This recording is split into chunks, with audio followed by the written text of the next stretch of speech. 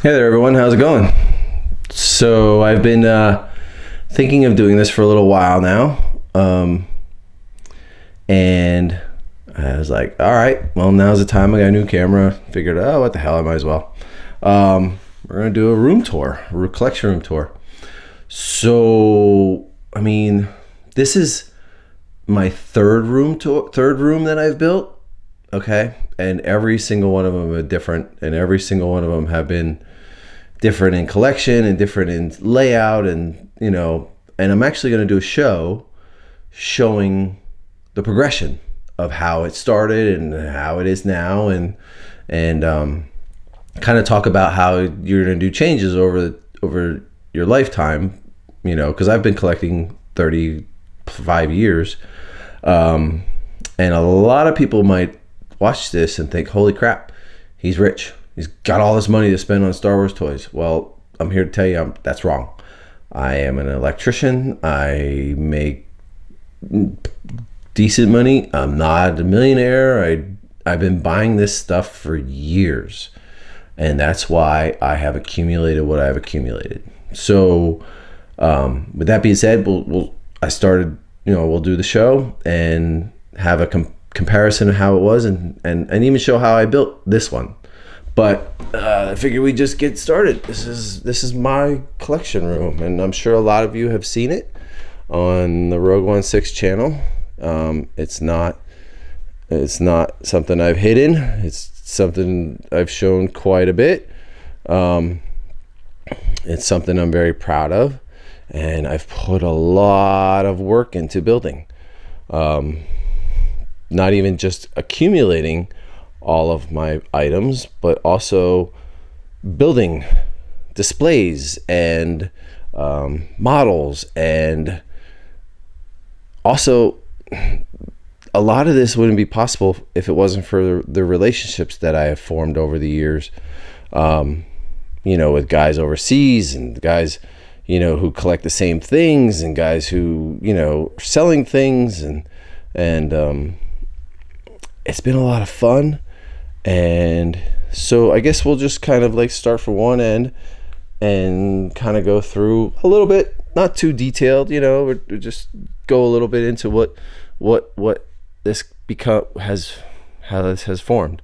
So you got your Novos, and most of these pieces are pretty recognizable. That one is special to me because my wife bought it for me, so it's actually very emotionally attached to it. So, and most of my collection I don't sell. I keep I really don't. If I don't have to, a lot of these I've had since they first came out. Right now, let's just say the value of, if you were to buy one of these Darth Talons on eBay, you'd probably spend $1,500, $2,000, maybe more. I bought it for $300. It's just how I've accumulated some stuff over the years, and it's so this is an overall of this area. It's my Star Wars hot toy area. I like Boba Fett, so I've pretty much gotten my collection to a lot of. I have all the Boba Fett hot toys. I probably will never get rid of them. Some of these I bought from friends. Some of them I bought from other collectors. Some of them I bought from Hot Toys Sideshow itself, right? So I love Snowtroopers. They're one of my favorites, and that's the 2-pack and the single pack. I just freaking love them. I always have. I always will. As you'll see, I have a life-size one. This one's special to me because I got to know a collector just from buying a bunch of Hot Toys from, and we used to meet in the parking lot and just stand there and talk about collectibles. And he was moving away, and he's like, "Hey, I have something I want to give you." And it was an EFX Stormtrooper helmet. I'm like, "Really?" I'm like, "Dude, seriously, you want something for this?" He's like, No. I just really enjoyed our talks and really enjoyed coming and hanging out with you. So, that holds a special place in my collection. And, We got more Boba Fett, of course. More Boba Fett. More Boba Fett. And these hilts are the Disney hilts. They are the hilts. They're actually my son's Disney hilts. They bought those in Disney. So then you got the katana, and this Salacious. Oh man, he's gorgeous. He's so well done, so beautifully done. The guys over at Regal Robot. How? I mean, like seriously, look at that face. Look at the detail. He looks like he could talk at any second, you know, like just and look at the rock that the stand that he comes on. It looks like, I mean, it looks like real rock, but it's not. One of my favorite things about Salacious here is how he looks like a puppet. He looks like you could put your hand into him and you can use him as a puppet and talk. One of the other favorite things about this is, I don't know if you can see it very well on here, but you could see his spine, like the bumps of his spine are just, you can feel them and see the ribs in there. I can't say enough about how well this is done. Tom and his crew did an amazing job. I actually very privileged to have been able to go up to his shop and pick it up, and see his wonderful shop and meet all of his, a lot of his crew. So let's stick to the Hot Toys. We'll get to the models then. So I love Marvel. I love Marvel Guardians of the Galaxy. I love Thor. A lot of these my wife bought for me. I'd never sell them. I have them prominently displayed, even though this is mostly a Star Wars room. Mostly. I love them. Infinity War, that era of Marvel is exceptionally awesome. I went to the movies with my sons, took my sons to each and every movie. They grew up loving these movies, albeit lately I haven't been all that happy with them. But so here's my shelf. This is like a miscellaneous shelf that, when I add more, this piece for my brother. I didn't like that character in the first Iron Man, but when he was in Shang-Chi, loved him. So yeah, and also I have 3 Rockets. I love Rocket. I love Guardians of the Galaxy and Rocket. He's one of my favorite characters. And then Thor Ragnarok, one of my favorite Marvel movies. I love them. So also, just so I don't know if you can see on here, I have all of these LEDs wired in the wall with low voltage wiring because I'm an electrician. That if I turn off, Alexa, turn off basement. Alexa, turn on night lights. They come on when they have their own circuit. Well, there's like the Iron Man I have to wire up, but you could see it a lot over here with Shakti and Talon and Maul, and over there with, we'll get to that statue then. Alexa, turn on basement.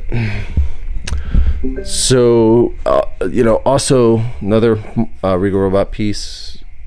This was as you can see, I'm a vintage collector as well. This was an art piece drawn by a guy over in England named Barry Jones. He takes whatever you want, like faces, but at one point he was doing vintage figures, and I asked him to do Forlom and Zuckuss, which are some of my favorite action figures, and man, it's just turned out beautiful. Like, it's all sepia, and I'll show my artwork. I have that up on a different level, different steps. So I guess we'll get into another Regal robot. Let's stick with Regal robot for now. What can you say? I mean, Chewbacca, freaking amazing. Chewbacca and the Rancor, just beautiful, just gorgeous. I mean, look at those beady eyes. This one had the Chewbacca had a funny story, actually. I took my kids with me to Regal Robot to see his shop and pick up Chewbacca, and the Weekend at Bernie's movie came to mind. So we said we had Chewbacca driving home with us in the middle. You know, I actually have a picture of it. I'll have to post that on here, put it in the corner so you can see what I'm talking about. It was a great trip with my sons and something I'll remember. A lot of this stuff has meaning. A lot of this stuff has sentimental value to me. Like this. Okay, so this is RS Prop Masters. You know, most of you know what this is, but it also is a Rogue One 6 exclusive, which Rob came to us and was like, "Hey, let's do this." I'm like, "Hell yeah! This is that's a awesome piece and one that's important to me." You know. I've had that for a while. Tie bust from RS. I love RS Prop Masters busts. They're just amazing. So another fun thing over here is my son's first lightsabers. Those are important to me. I'll put a picture up as why, because it's just, I love this picture. It's on my nightstand. And then my sons recreated it for me later on for Father's Day. It actually choked me up and made me tear up because it meant that much to me. So we'll get into the helmets. Get into the helmet shelves. I'll give you an overall. I'll turn down the brightness. It's a little dark. It's a little bright. There we go. There we go. I'm learning how to use this camera. Can you say about RS helmets? I mean, they're just stunning. Like, that's my hero, Stormtrooper. And to be honest, when I first wanted a Stormtrooper helmet, I wanted a hero. I didn't want one that had like bumps and drips and stuff like that. But now that I've educated myself a little bit and I've come to realize how special they are, the HDPE is just, I mean, you can't see it in here. Maybe if I go close, you can see like the drips and the chips and how it's made and how it's supposed to look like the real prop. Maybe on an angle you can see. Just that's that. I love it. It's amazing. You know, now these are Novos. And I started collecting helmets with the Novos. And they're great. They're just heavy but I would absolutely 100% prefer to have an RS Prop Master helmet over a Novos helmet. Case in point, so here we got the pilot shelf. And the beautiful Y-Wing helmet. I wanted one of those ever since I saw them and was lucky enough to actually get one. Still consider myself very lucky to have gotten that. More pilots. I'd buy all the pilots if I had the room, in all honesty. And this one here, this General Merrick helmet, was a special one because it was supposed to be it ended up being a Christmas gift from RS to the guys and I. I helped facilitate it happening, and if you look, you can see right there that says Rogue One 6 in oh god, why am I spacing on the language? The Star Wars alphabet. God, it'll come to me later when I'm not on camera.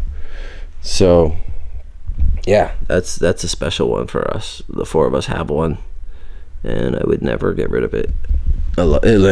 Besides the fact that it's an awesome looking helmet, and it has really incredible colors. You can't see the blue that well.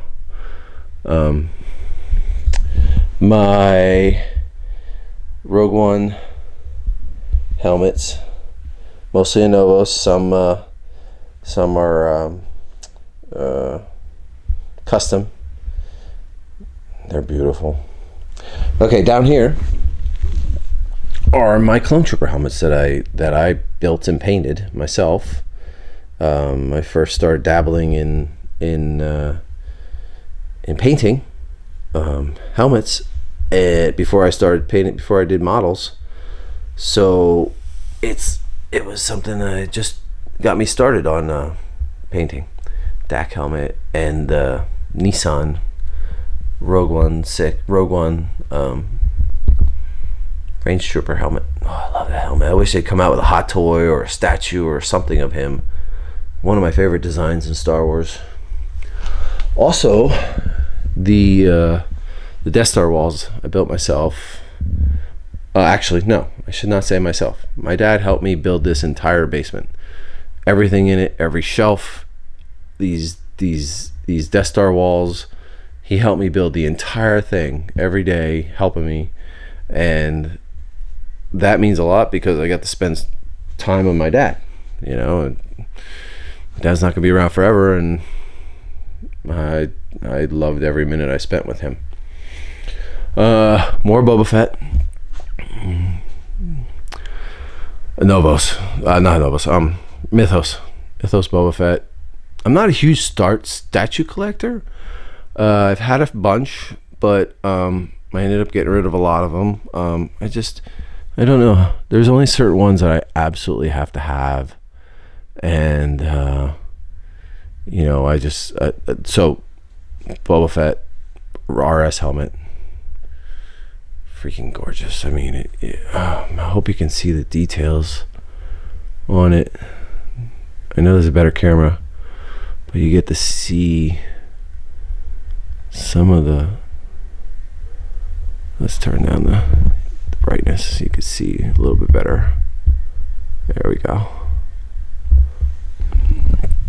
You can see the paint job on this thing is bar none. I mean, look at that. Look at it. If you ever get a chance to get your hands on one of these, it's one of the top pieces in my collection.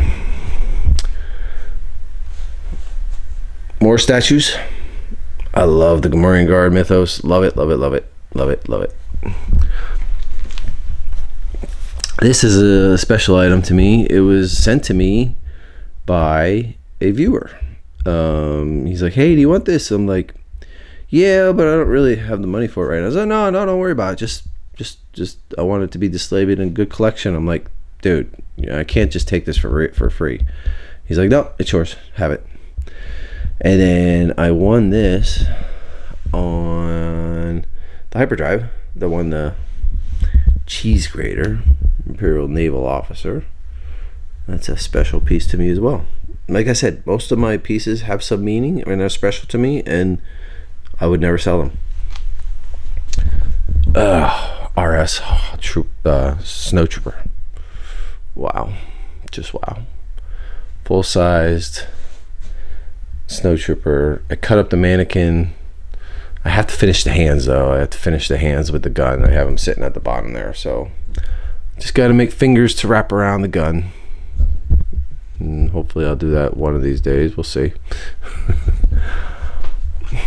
Grievous Sideshow. All right, so back in 2005, I think, I went to Celebration 3.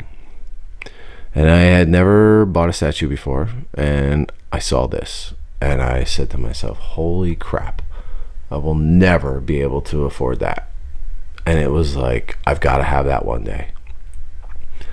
Fast forward a couple years, I was able to pick it up, and I've had it since then, probably since 2006 or 7, and very delicate, very beautiful, awesome. I just remember thinking to myself, seeing it in behind the glass case and thinking, God, I've got to have that one day. And my Iron Studios Vader. So, I guess we should get into the elephant in the room. The vintage collection. Okay. So where do I begin with this? They're all sealed. They're all original. Well, okay, I take that back. 99.9% of them are original. I'll describe those later. But most of these, I used to work at a comic store when I was younger, in my 20s, and people would come in and they would ask us if we wanted to buy them. And we'd say, sure. Well, they would never make it to the shelves. They would just make it to my collection because I would just buy them right from the collectors. And that's where most of them came from. They also came from other collectors over the years. A lot of them are graded. All of them are in great shape. And all of them will never leave my collection. They will never, ever, ever leave my collection. Here, I'm going to turn off the Death Star tile so you can see it better.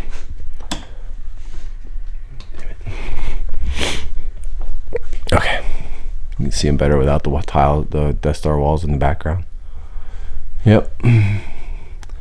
My goal was to have every carded figure on their debut card. So, like, you know, Hammerhead, I wanted on the Star Wars card, not an Empire card. You know, it's just been years. Okay, so here's where the 0.09% come in. I like these figures from, I wanted to Hasbro to continue the line, and they never did. So I took some of my favorite figures and had custom cards made on, you know, for certain ones that were never carded, were never actually carded. So like right there, like the Cloud Car Pilot's real. The K3PO is of custom card. I only have a couple of them. I actually have a lot of like Rogue One, and a few others figures that I really, really liked that I've always wanted them to do vintage cards on, and they never did. So, and my goal, like here, so there was 2 Empire Strikes Back Luke Skywalker Bespins. I wanted to have both picture cards. So, like, you know, when you have, there's another form of that too. There's the Bespin Leia. I don't have the other one of that yet. There's one where she's or her whole body. And the Bounty Hunters, 4-LOM and Zuckuss. They're I don't know why I'm fascinated by them, but I am. Because Kenner messed up the names, because I mean 4-LOM is a droid name, Zuckuss is a being name, so you could tell they got mixed up, and then they corrected it later on with Hasbro, but they'll always be Zuckuss and 4-LOM to me. The next thing are Zuckuss and 4-LOM Revenge of the Jedi proofs. So these were made when Jedi was starting to be formed, okay? And it turns out that George Lucas changed the name after they already built up a lot of their promotional items. So they never made it with figures on the card. They just were supposed to be destroyed, but a lot of them got out and into the public. And for a long time, they weren't valuable, and people were just, you know, handing them to each other. But then people became wise to how incredibly important they are, and now they are a little expensive.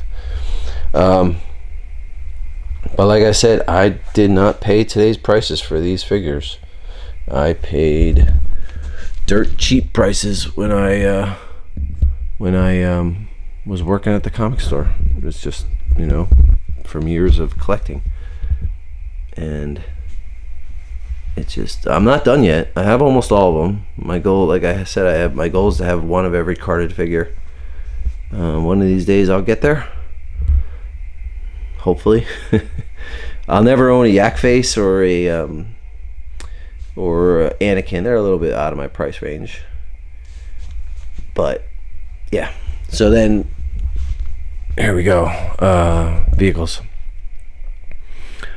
I love Star Wars ships. I always have. I've always loved them. They were always a favorite part of me for Star Wars. For some reason, they just seem to have a personality. They just seem to be, they meant more to me than even the characters, Han, Luke, and Leia. You know, like, I just love the Slave One. I love the Falcon.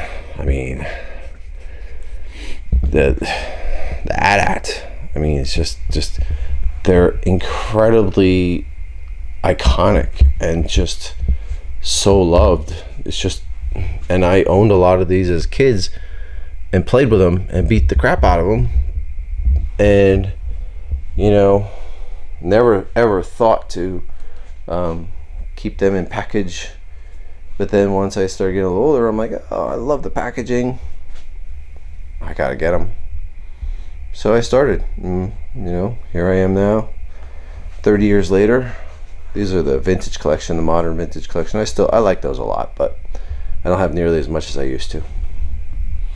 Okay, so remember we were talking about the Revenge of the Jedi proof.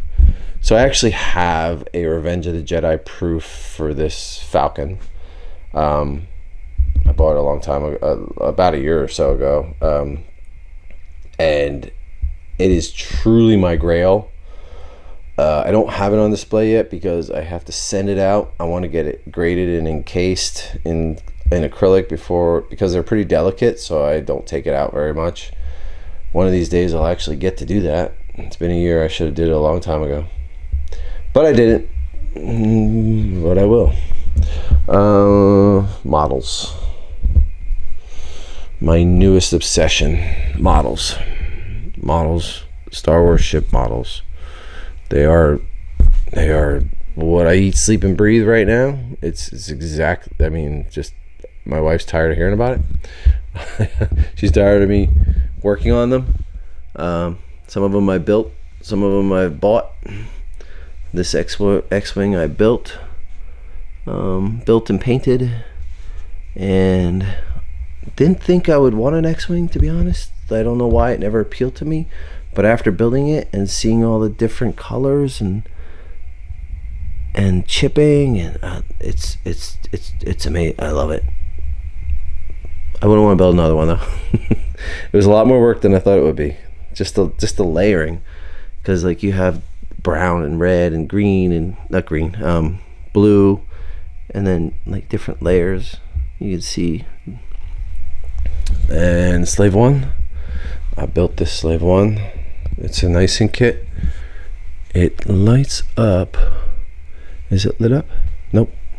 I'll have to turn it on. Built this, the nice and kit. This is actually the second model that I built, so I'm pretty proud of it. A lot of work, a lot of research, a lot of blood, sweat, and tears. A lot of blood, actually, from cutting my fingers. And you can see the back with all the details of all the kit parts.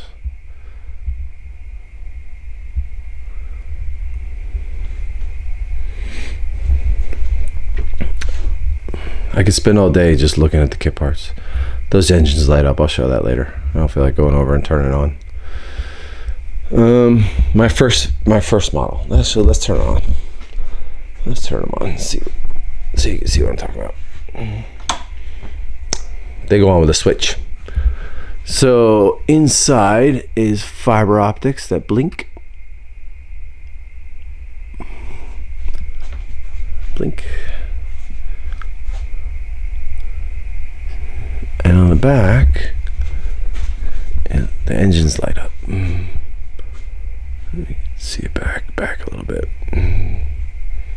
Wish you could see the way it lights up. Let's see if we can turn it down a little bit. Nope, other way. Nope, that ain't gonna work. Alright, so you can see some of this though.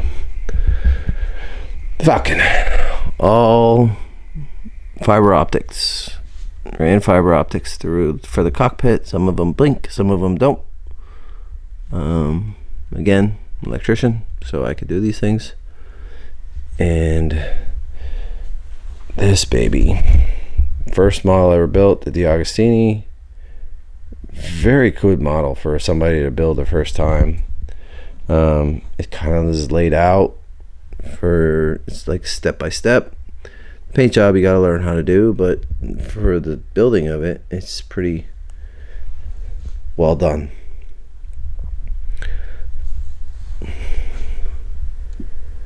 See how those fans look like they're turning when you go around across the cool shade? I love that. And in the pieces there. I think my lighting in my room is a little too harsh sometimes, a little too bright, a little too, they're on dimmers, but sometimes.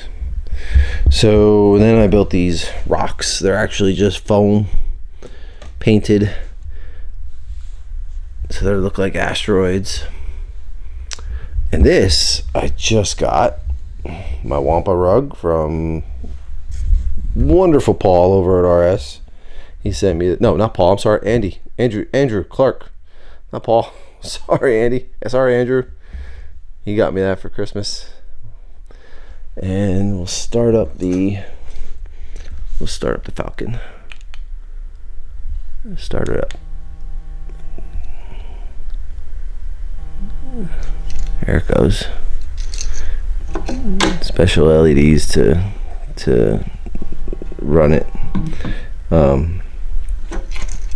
You can't really see it pulsing, but it's supposed to pulse like, yeah, you can see it. It pulses like it's flying. There we go. Yeah, pretty cool. Love it. My second model I ever built is a sandcrawler. I've actually built two. I'm probably gonna build a couple more for people. Just recently decided to start doing some commissions regularly. I'm gonna end up doing a couple sandcrawlers. If you're interested, let me know. This was a lot of fun. I love doing this. This was a great model to build. Love painting it. There's LEDs. There's fiber optics inside there as well. And there's also, I don't know if you can see him,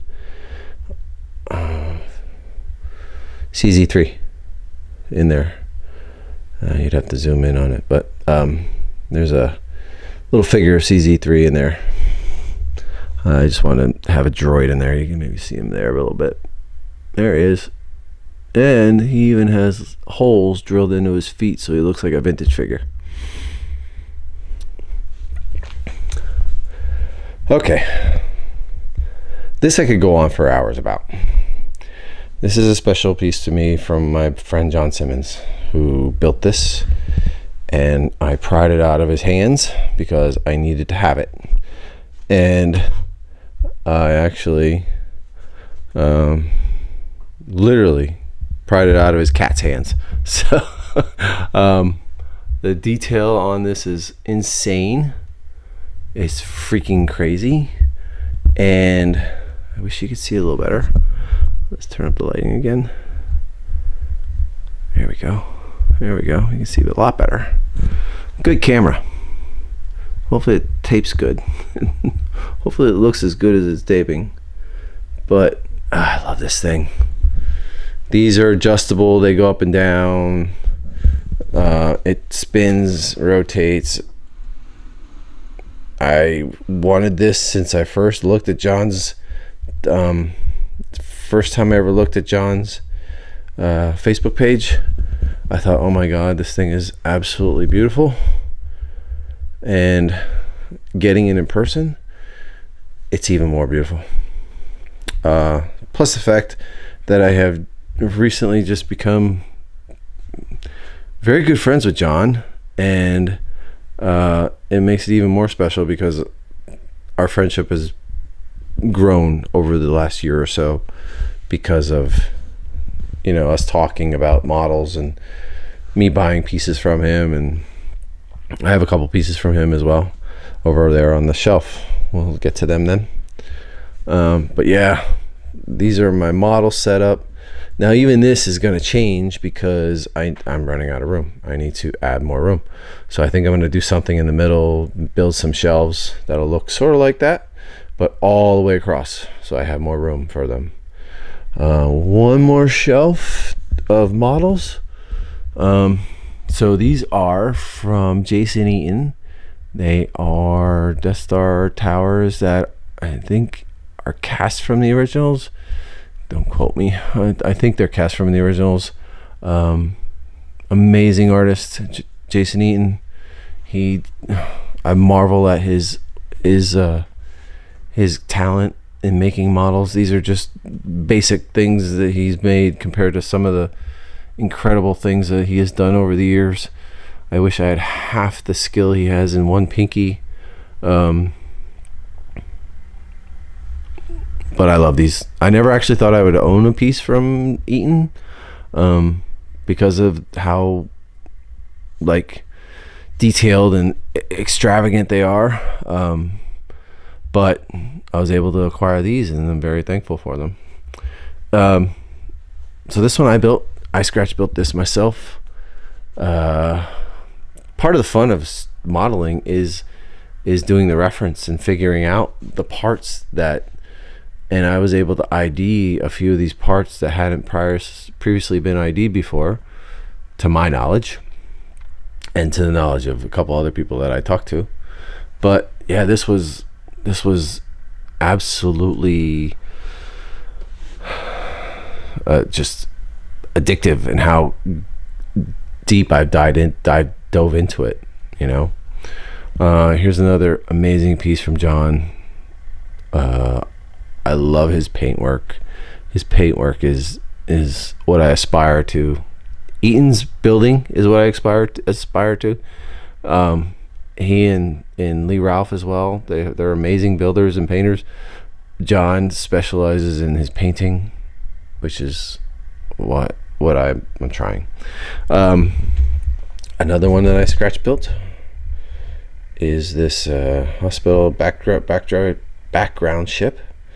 I have sort of addiction to background ships, as you'll see. I have 3 of them, and I'm building more. But this one I scratch built from donor kit parts and painted myself. I borrowed Jason Eaton's design for bases for my own personal models, because I love them. I love the clean simplicity of it and how it displays. This one here is from Lee Ralph. So Lee Ralph is an immaculate builder. Just his such clean, precise, almost surgical building of model parts. I painted it. I wanted it to look like the Home One Moncal ships, with just a little bit of color, muted underneath, the grays. I'm really happy with that. I love it.